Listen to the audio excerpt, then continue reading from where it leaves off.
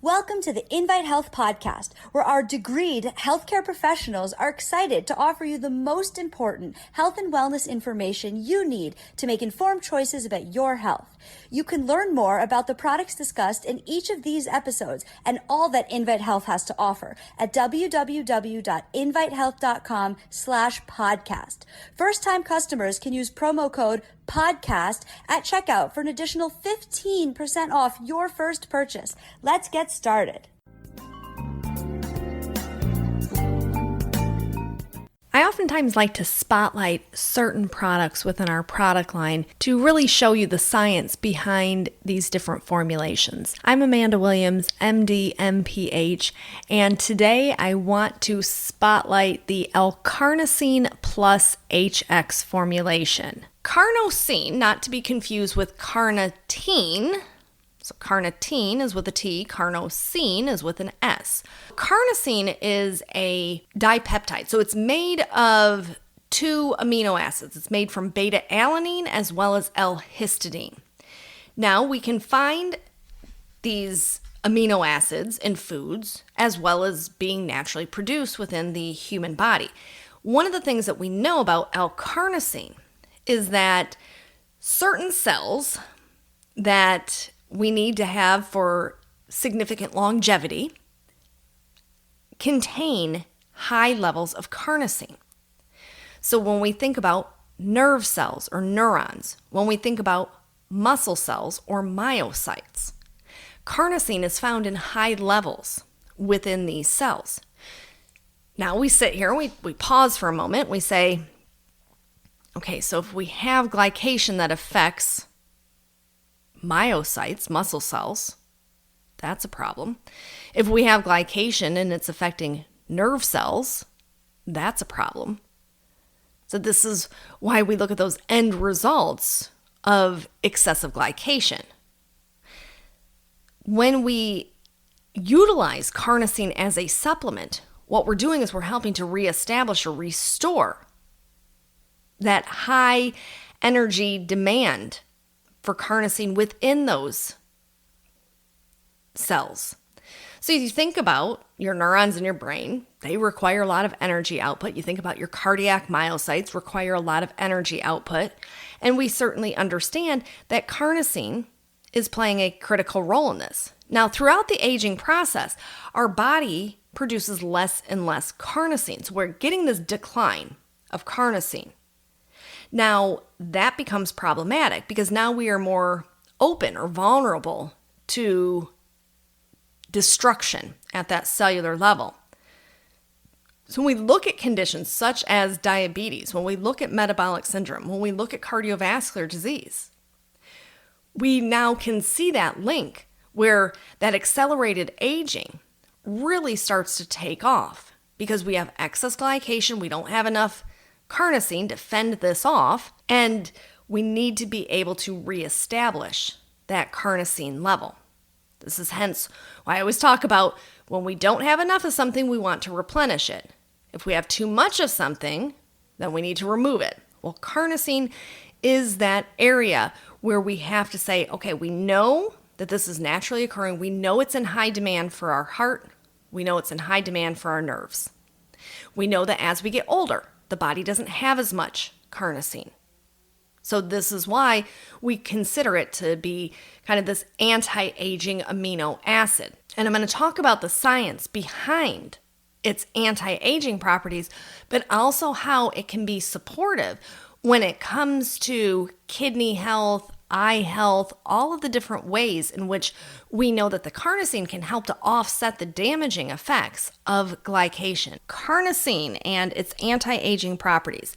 Now, a study that was done close to, about 20 years now, where they were looking at how carnosine reduces telomere damage and shortening rate. So what does that mean? So we know that the chromosomes, which contains our DNA, that those end caps have these telomeres, and we have to make sure that those don't shorten over time. The shorter they get, the shorter the lifespan of the actual cell. So the telomere itself is the repetitive DNA sequence that's at the end of those chromosomes. So when they shorten, this limits the replicative potential of the cell. Hence, it's going to start to die off. What they are able to recognize about carnosine is that it actually can stop that shortening from occurring. So, hence the anti-aging property of carnosine. We have seen the way in which carnosine can work its magic when it comes to heart health, when it comes to neuroprotective effects within the brain. There was a study done in 2013 and published in the Journal of Stroke showing the safety and efficacy of carnosine when it came to neuroprotective properties in ischemic stroke. Now, this was conducted over in England, and they said that there's a really urgent need to find different therapies for stroke that have a high efficacy, long therapeutic time window, meaning it's going to continue to work over time, and isn't creating toxicity in the body. Remember, we're talking about people who just had a stroke, so we don't need to be adding insult to injury. So they said, well, we already know that carnosine has this ability to help to protect those telomeres from shortening. And we need to make sure that we are supporting that healthy cell replication, especially post-stroke. So they gave people who had ischemic strokes carnosine, and they tracked them over time, and they found that the carnosine treatment exhibited significant cerebroprotection against the functional damage that occurs in a stroke.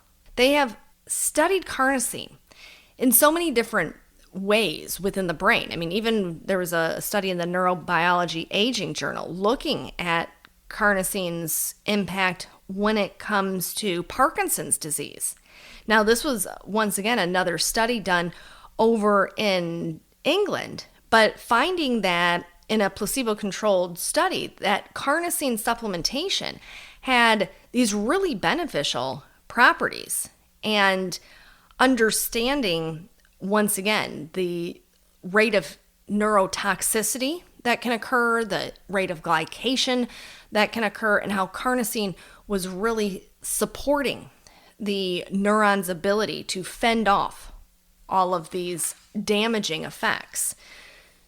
Now, thinking about that and understanding, okay, so we know it's protecting the telomeres from shortening, it's fending off glycation, it's fending off these neurotoxins, which is why it was even studied for soldiers who were exposed to, different chemicals during war, and they recognized that the production from a lot of those chemicals of reactive oxygen species created significant amount of central nervous system injury.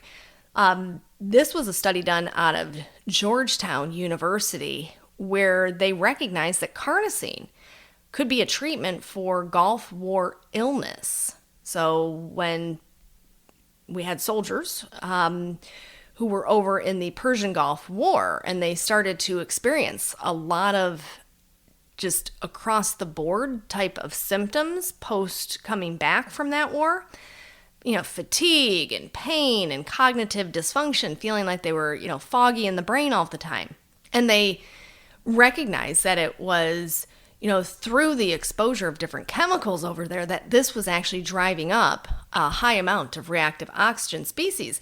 But when they gave them carnosine, that the carnosine helped to tamper down all of these symptoms that they were having, because they recognized that carnosine could actually go through and scavenge, go through and find all those free radicals and scavenge those within the central nervous system.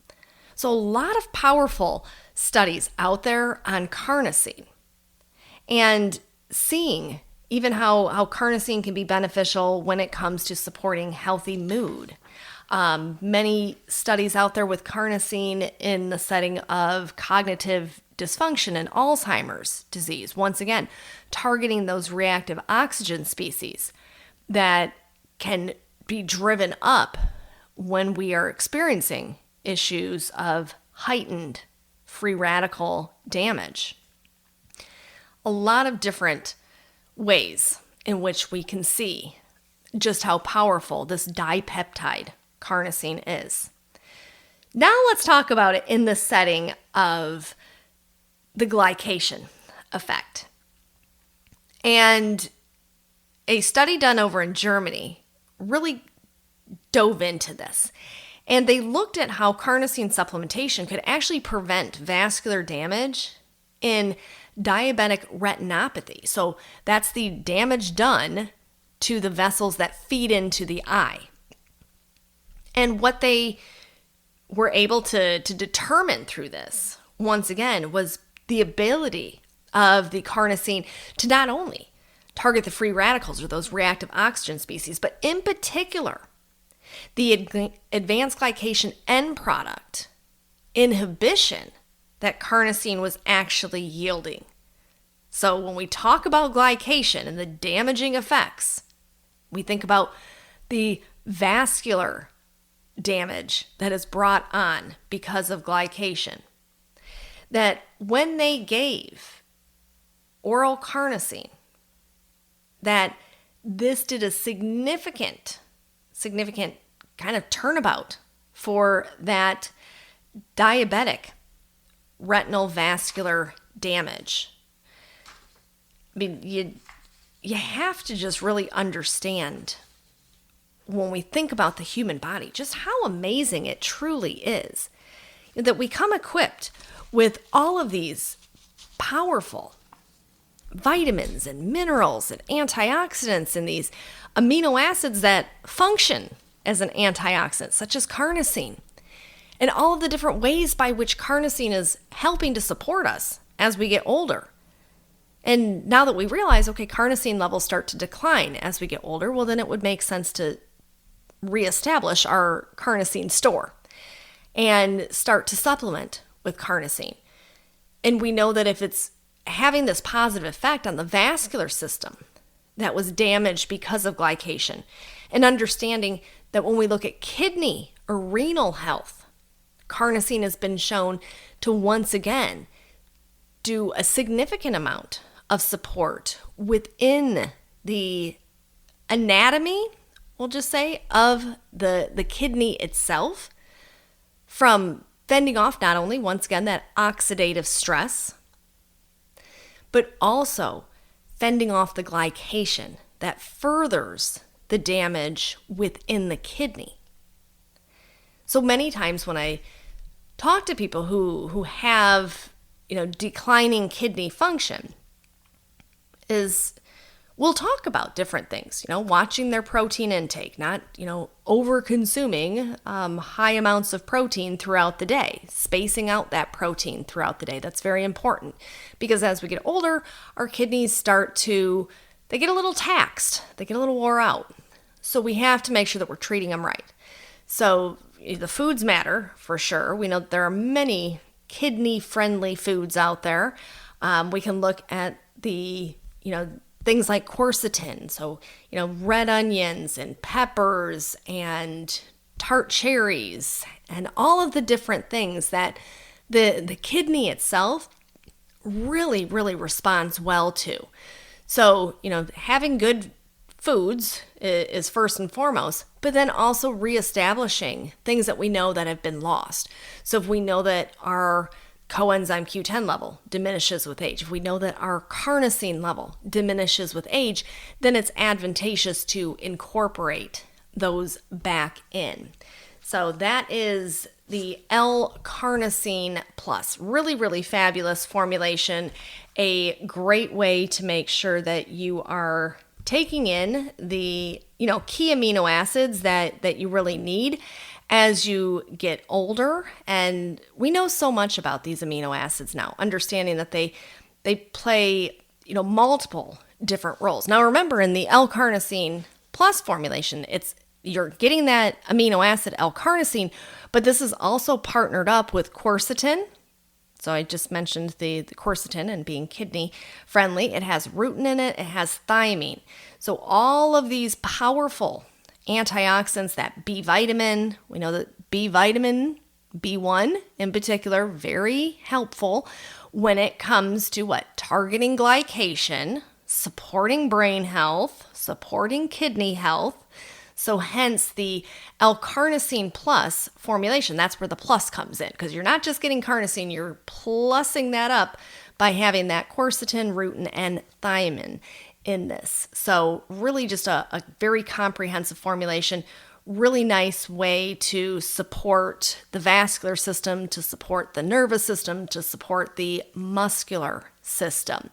So great way. If you're not exactly sure as to how much to take, when you should take it, definitely reach out to one of our nutritional experts. That's what they are there to do. They are there to help you, help yourself navigate through this process of what should I be taking every day and how much should I take? We want to make sure that you are taking in the right nutrients to really benefit your overall wellness. And it's going to vary from one person to the next. What your needs are may not be the needs of someone else.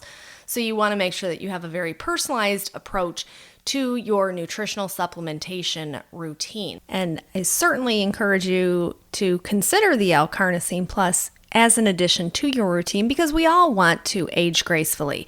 And we know that with lacking levels of carnosine, we certainly can accelerate that aging process. And we want to avoid that as often as we can. So I want to thank you so much for tuning in to the Invite Health podcast. Remember, you can find all of our episodes for free wherever you listen to podcasts, or by visiting invitehealth.com/podcast. Now, do make sure that you subscribe and you leave us a review. You can follow us on Facebook, Twitter, and Instagram at Invite Health, and we will see you next time for another episode of the Invite Health podcast.